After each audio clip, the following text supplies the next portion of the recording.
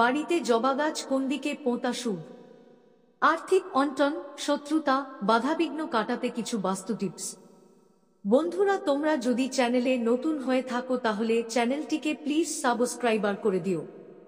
বাস্তুশাস্ত্র অনুসারে বলা হচ্ছে, জবা গাছ যদি সঠিকভাবে একটি বিশেষ দিকে বাড়িতে লাগানো যায় তাহলে বহু ধরনের সমস্যা জীবন থেকে চলে যায়। এছাড়াও জবা গাছ নিয়ে কয়েকটি টিপস দেখে নিন, যা জীবনে বিভিন্ন দিক থেকে নানান সমস্যা কাটিয়ে দেবে। বাস্তুশাস্ত্র মতে প্রতিটি সমস্যারও কোনো না কোনো সহজ সমাধান রয়েছে। সেভাবেই বাস্তুশাস্ত্র মতো বলছে, বেশ কয়েকটি গাছ এমনও রয়েছে যা লাগালে খুব সহজেই বিভিন্ন ধরনের ঝুট ঝামেলা কেটে যায়। এমনই কিছু গাছের মধ্যে একটি হল জবা গাছ। বাস্তুশাস্ত্র মতে জবা গাছ নিয়ে রয়েছে বেশ কয়েকটি টিপস, দেখে নেওয়া যাক সেগুলি।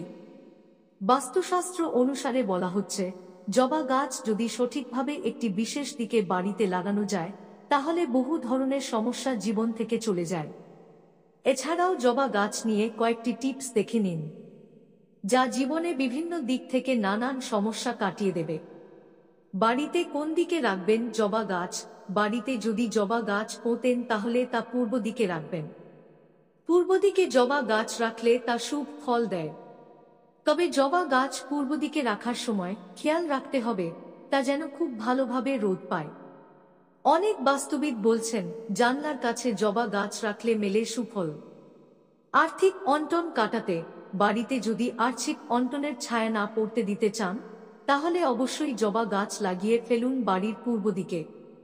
বলা হয়, জবা ফুল দেবী লক্ষ্মীর খুবই প্রিয়, আর সেই কারণে দেবী লক্ষ্মীকে এই জবা ফুল নিবেদন করলে মেলে কাঙ্ক্ষিত ফল। এমনকি গণেশ দেবের পুজোতেও এই জবা ফুল অর্পণ করা হয়। ফলে আর্থিক অনটন বাড়িতে থেকে দবর করতে হলে জবা গাছের ফুল খুবই উপকারী। শত্রুতা কাটাতে যদি কারোর সঙ্গে শত্রুতা বা ঝগড়া বিবাদ বাড়তে থাকে তাহলে তাকে জবা ফুল গাছ উপহার দিতে পারেন।